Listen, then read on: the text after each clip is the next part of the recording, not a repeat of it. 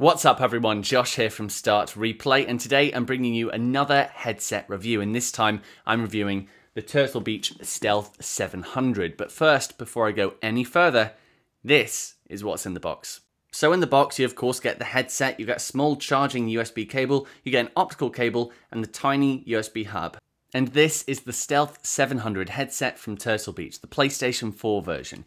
Now, let me give you a little bit of a rundown of the tech specs. So this will work on both PlayStation 4 and PC. It has Bluetooth, to my amazement, one of the few gaming headsets to include Bluetooth, which means you can also pair it to your phone whilst playing games, so you can play music from your phone through the headphones and also take calls whilst you're playing games, which is fantastic. It has 50mm drivers, so it packs some good sound as well. It has a superhuman hearing mode, so when you're playing in games like Call of Duty, you can press that button and it means that you'll be able to hear footsteps a lot easier than you would in normal gaming headphones. Not only that, but it has a flip down microphone. As soon as you put that down, it will activate itself, flip it up, and it will mute itself. It costs $129.99 and it's packing 7.1 surround sound. Is it one of the best value 7.1 surround sound headsets around? Hopefully, I will answer that question for you over the next few minutes. So let me take you through its design. As a Turtle Beach headset, it's mainly focusing, it puts most of its money into the audio quality, which is a good thing. But the design and the build of it leaves a lot to be desired. You know, it's a very flimsy, plasticky build. This matted plastic on the outside with a few glossy bits as well. I do like the fact it has a matted plastic design. It means when you're handling it, you don't get lots of grubby fingerprints over it. Only like 1 or 2 strips of glossy plastic, which you might be able to get some messy fingerprints on. But yeah, that's pretty good. But yeah, it's very flexible, not very sturdy. It's more akin to a £40 kid's toy than a £130 headset. As I said, the audio quality, which I'll come on to in a bit, is very, very good. On the ear cups, you have this fake leather sort of plush headphone, and I do like it. It's quite good for noise cancellation as well. My ears do get a little bit hotter, actually, with the fake leather ear cups versus that of the more fabric covered ones, because they tend to let air pass through them a lot easier. So if you're wearing this for a prolonged period of time, you might get a little bit sweaty versus that of the fabric covered ear cups on other headsets. When it comes to the band, again, it has some very simple padding at the top. There are other headsets which have this sort of like ski band which will come over this part. I found those to be really, really comfortable. I've yet to see Turtle Beach implement such a design, but I'd be really interested on them doing it in future models, because for some reason, with the ski band in the center, when I put those on, you know, it sort of sits at the top. You don't have the headset pressing down from the top as much. In terms of how they feel on the head, they do feel a little bit like a cheap plastic toy, which is a shame considering how much you're going to be spending on these.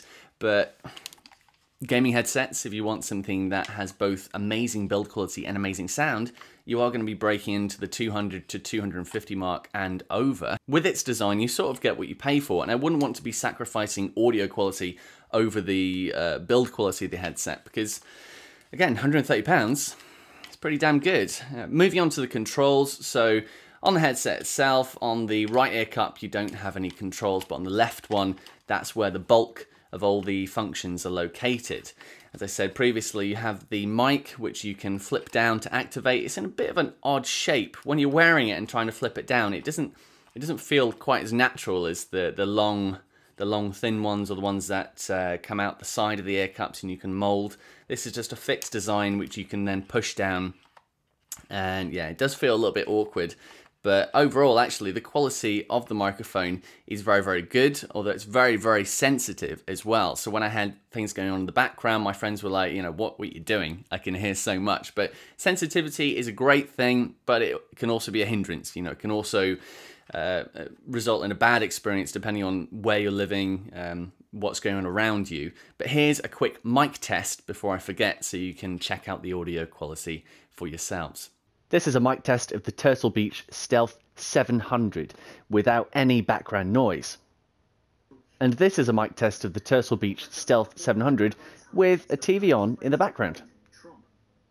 Beyond the mic on the side here, if we move around to the back, we've got a small wheel for audio volume, another for chat volume, and at the bottom we've got a small headphone jack port if you want to use a headphone jack, and a small charging port as well with a little light next to that which will light up red when it's charging and green when it's finished charging. And on the front you have the power button, the Bluetooth button, and the superhuman hearing mode. That's the only mode that it has, but it's quite neat and tidy with the features that it packs, and when it has 7.1 surround sound, I think the only mode that you do need on top of that, in my opinion, is the superhuman hearing, because that really does help out a lot when you're playing online games, as I said with the Call of Duty, Battlefield.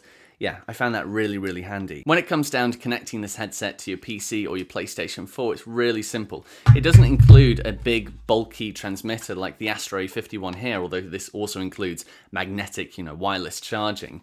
All it has is this tiny USB receiver with an optical cable on the end. Plug this into any USB port, plug this into an optical port, and you're good to go. It's that simple. The only other headset that I've seen use this is a Lucid Sound headset, and I think it's the Lucid Sound LS40s from a relatively unknown headset manufacturer, and you can actually see their review on the channel as well. I really like that headset because it provided this grand build quality and great audio performance, and then it had this tiny USB receiver.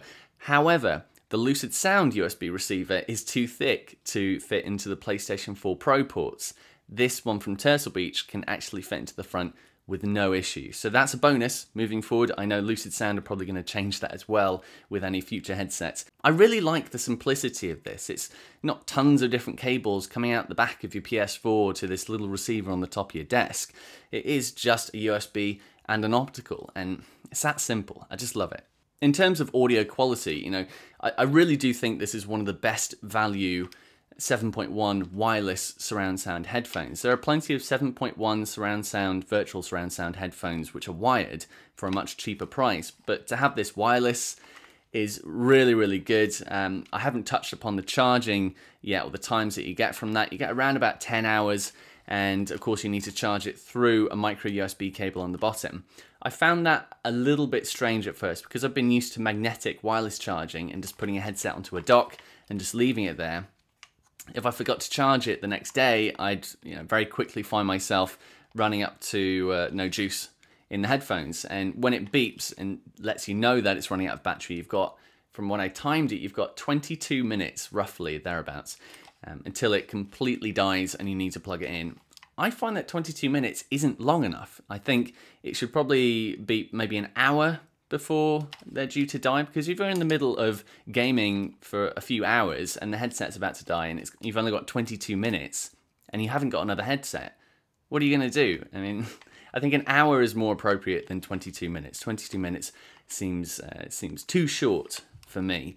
But yeah, coming back onto the audio, I really, really enjoyed this. It compared very nicely actually to the Astro 50 third gens, which are over £100 more. However, the quality of the 50mm drivers in these ear cups didn't quite match that of the £200 plus headsets which I've been using, the Siberia 800s from SteelSeries, the Astros, as I've already said. It just provided very good sound. I was really impressed for a 7.1 wireless at £130. I don't think you could really ask for any more aside from a little bit better build quality. But yeah, just really impressed with the audio quality. Really, really wholesome.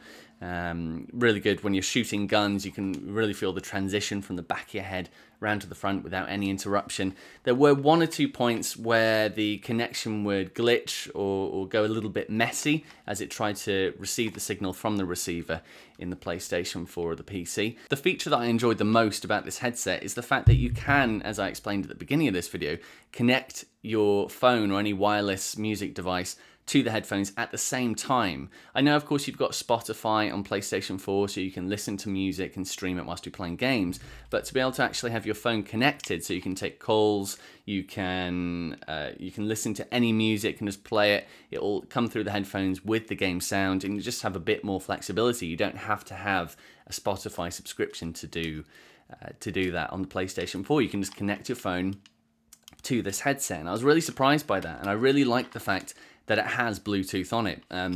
you know, it would have been nicer if the more premium headsets that are available nowadays had Bluetooth on them, because I might be more inclined to take them out on the high street and actually wear them and have my phone in my hand, you know, listening to. I'm not going to be walking around town with these headphones on listening to music. But it's a nice idea that I could, even though I won't. Yeah, I'd just be really interested in more headset manufacturers, gaming headset manufacturers, introducing Bluetooth. I'm just incredibly surprised that Turtle Beach are one of the few manufacturers that I've tried so far which have implemented that feature. It's such a simple one, in my mind. And yeah, they looked a little bit better and were a little bit sturdier. I may even be showing them off to the public as well, but not in this case, unfortunately. When it comes to giving it a rating, I give the Turtle Beach Stealth 700 3 out of 5 stars. I hope you liked this video. If you did, don't forget to give it a like. If you haven't subscribed already, you can do so through this button here. Here's a video I thought you might like to watch next. And if you have any comments or questions for me, hit the comment section below this video and I'll catch you soon.